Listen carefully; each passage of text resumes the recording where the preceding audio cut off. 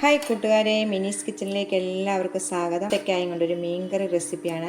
നല്ല ടേസ്റ്റ് ആയിട്ടുള്ള ഈസി ആയിട്ട് ഉണ്ടാക്കാൻ പറ്റുന്ന ഒരു മീനില്ലാത്ത മീൻകറി റെസിപ്പിയാണ്. എല്ലാവരും വീഡിയോ കണ്ട് സപ്പോർട്ട് ചെയ്യണം, ലൈക്ക് ചെയ്യണം, ഷെയർ ചെയ്യണം, കമൻറ്റ് ചെയ്യണം. നമുക്ക് ഉടനെ തന്നെ വീഡിയോയിലേക്ക് പോകാം. ഒരു മീനില്ലാത്ത മീൻകറിയാണ് ഉണ്ടാക്കുന്നത്. ഏത്തക്കായും കൊണ്ടാണ് ഉണ്ടാക്കുന്നത്. ഇപ്പം നമുക്ക് നോയമ്പാണല്ലോ, അപ്പം നോയമ്പ് സമയത്ത് മീനൊന്നും കൂട്ടാത്തവർക്ക് മീൻ കറി ഉണ്ടാക്കാം. അത് മീനിൻ്റെ അതേ ടേസ്റ്റിൽ അതേപോലെ തന്നെ. അപ്പം കായും കൊണ്ടും ഉണ്ടാക്കാം, കോവയ്ക്കായും കൊണ്ടുണ്ടാക്കാം, നമുക്ക് എന്ത് വേണമെങ്കിലും കൊണ്ട് ഉണ്ടാക്കാവേ. ഇതിപ്പോൾ ഞാൻ ഇന്ന് ഏത്തക്കായും കൊണ്ടാണ് ഉണ്ടാക്കുന്നത്. നല്ല ടേസ്റ്റ് ആയിട്ടുള്ളൊരു മീൻ കറിയുടെ റെസിപ്പിയാണ്, മീനില്ലാത്ത മീൻ കറി. അപ്പം നമുക്ക് അതിനായിട്ട് ഞാൻ ഒരു കായ എടുത്തിട്ടുണ്ട്. ഒരു കായത്തേക്ക നല്ലോണം കഴുകി നമുക്ക് ഇതൊന്ന് അരിഞ്ഞ് കഷ്ണങ്ങളാക്കി എടുക്കാം. ഇതുപോലെ ഈ കഷ്ണങ്ങളായിട്ട് ഇച്ചിരി കട്ടിക്ക് വേണം ഈ കഷ്ണങ്ങൾ അരിയാനായിട്ട്. ഇതുപോലെ നീളത്തിൽ ഇച്ചിരി കട്ടിക്കായിട്ട് കഷ്ണങ്ങൾ അരിയാം. നല്ലോണം കഴുകിയെടുത്ത് വെച്ചിട്ടുണ്ട്. നമുക്കിന്നൊരു ചട്ടി അടുപ്പിലോട്ട് വെക്കാവേ. ചട്ടി അടുപ്പിൽ വെച്ചിട്ടുണ്ട്. ഇത് ചൂടാകുമ്പോൾ ഇച്ചിരി വെളിച്ചെണ്ണ ഒഴിക്കാം. മീൻ കറി വെക്കുമ്പോൾ നമ്മൾ വെളിച്ചെണ്ണയ്ക്കകത്താണല്ലോ വെക്കുന്നത് നല്ലത്, അപ്പോൾ നല്ല ടേസ്റ്റ് കിട്ടുന്നത്. ചട്ടി ചൂടാകുമ്പോൾ ഒരു 2 ടേബിൾ സ്പൂണ് വെളിച്ചെണ്ണ ഒഴിക്കാവേ. അപ്പോൾ നമുക്കിതിലേക്ക് 2 ടേബിൾ സ്പൂൺ വെളിച്ചെണ്ണ ഒഴിക്കാവേ. വെളിച്ചെണ്ണയ്ക്കകത്ത് ഉണ്ടാക്കുമ്പോഴാണ് ഒന്നുകൂടെ ടേസ്റ്റ് കിട്ടും. നമ്മൾ മീൻകറിയൊക്കെ മുള അരയ്ക്കുന്നില്ല, മീൻകറി മുള അരയ്ക്കുന്ന അതേ ടേസ്റ്റിൽ കേട്ടോ. എണ്ണ ചൂടാകുമ്പോൾ ആദ്യമേ സ്വല്പം ഉലുവയുടെ ഒരു 1/4 ടീസ്പൂൺ ഉലുവ ഇടാതെ, ഒരു ഏലക്കായല്ലോ. ഉലുവ ഒന്നും കൂടി പോകാതെ കൈപ്പൊഴി ഇച്ചിരി കടുകിടാം. 2 1/4 ടീസ്പൂണും വെച്ചിട്ടിട്ടുണ്ട്. കടുകും ഉലുവയും പൊട്ടുമ്പോൾ ആദ്യം വെളുത്തുള്ളി ഇഞ്ചിയും ചതച്ചിടാം. അതിലേക്ക് തന്നെ നമുക്ക് ഒരു 5-6 ചെറിയ ഉള്ളി, ഇതെല്ലാം കൂടെ നല്ലോണം ഒന്ന് വഴന്ന് വരട്ടെ. ഇത് വഴന്ന് വരാൻ വേണ്ടി സ്വല്പം ഉപ്പൂടെ ഇതിലേക്ക് ഇടാം. നമുക്ക് 2 തണ്ട് കരിയാപ്പലയും കൂടി ഇടാം. ഇത് നല്ലോണം ഉള്ളി വെളുത്തുള്ളി ഇഞ്ചി എല്ലാം ഒന്ന് നല്ലോണം വാടി വരട്ടെ. ഉള്ളിയെല്ലാം നല്ലോണം വഴന്ന് വന്നിട്ടുണ്ട്. ഇനി നമുക്കിതിലേക്ക് പൊടികൾ ഐറ്റങ്ങളെല്ലാം ഇടാം. ഒരു 1/4 ടീസ്പൂണ് മഞ്ഞൾപ്പൊടി. നമുക്ക് ഒരു കായം കൊണ്ടാണല്ലോ നമ്മൾ ചെയ്യുന്നത്, അപ്പം 1 ടേബിൾ സ്പൂണ് 1.5 ടേബിൾ സ്പൂണ് മുളക് പൊടി ഇടണം കേട്ടോ.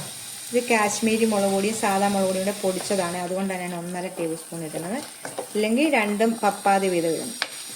മല്ലിപ്പൊടി ഒരു ശകലം, ഒരു 1/2 ടീസ്പൂൺ മഞ്ഞൾപ്പൊടി.